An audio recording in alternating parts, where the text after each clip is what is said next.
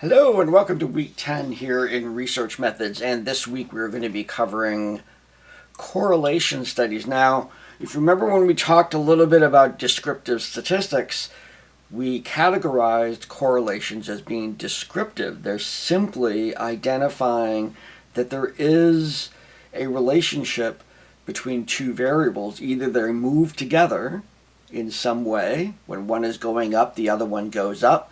That would be a positive correlation. Or they move in opposite directions. When one is going down, the other one is going up. And so this is usually the first step in developing a theory as to causal effects between one variable and the other. First, we have to determine if there's a correlation.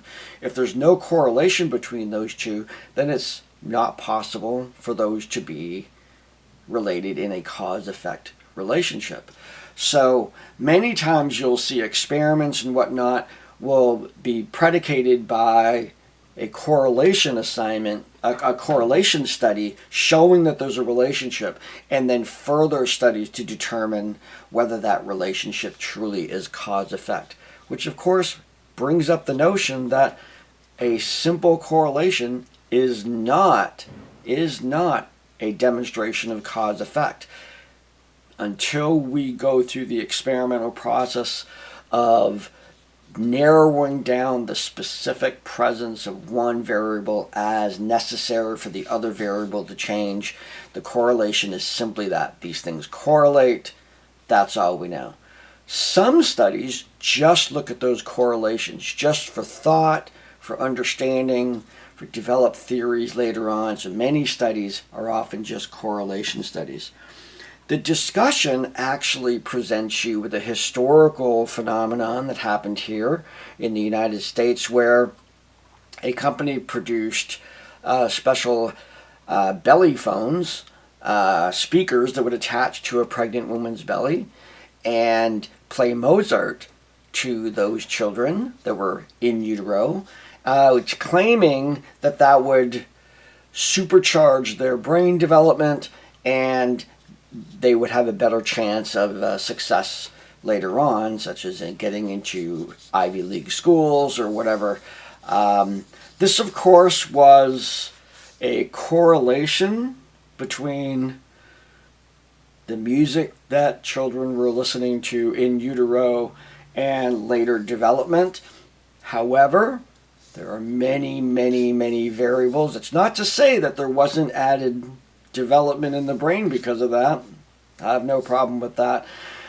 The discussion is to kind of critically look at this and say, well, what else might have been correlating with this that we would think might actually make more sense in predicting how well someone will do later in life. So it's a discussion looking at that reality of these things being sold. They're not really being sold, although they have Mozart for babies and they have, not so much the in utero stuff, although I wouldn't be surprised if it's still available.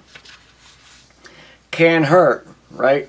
And so, but what else? What else could bring about changes in a person's development later on that would enhance their adulthood?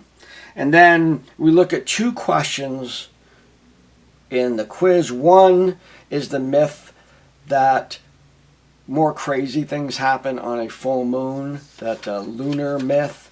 And I'm presenting you with an individual who believes this is true, and you have to write out how you would respond to that person to explain the difference between correlation and cause and effect, and why we might actually have the sense that more things happen on the full moon.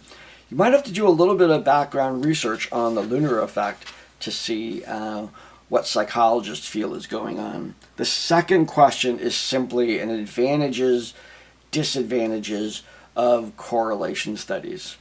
So within the text, and of course doing external research.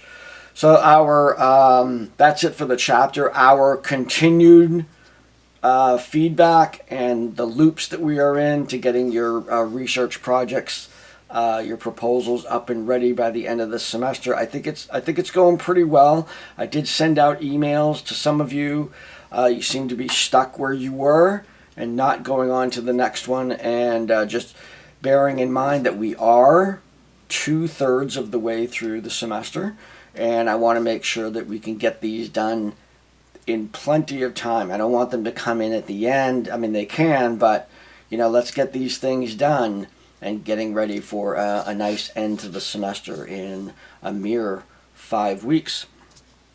So that's it for this week. We're looking at correlations, and enjoy that chapter. It's probably one of the most widely used statistical tests in the field of psychology, and certainly you will come across it in many of your readings.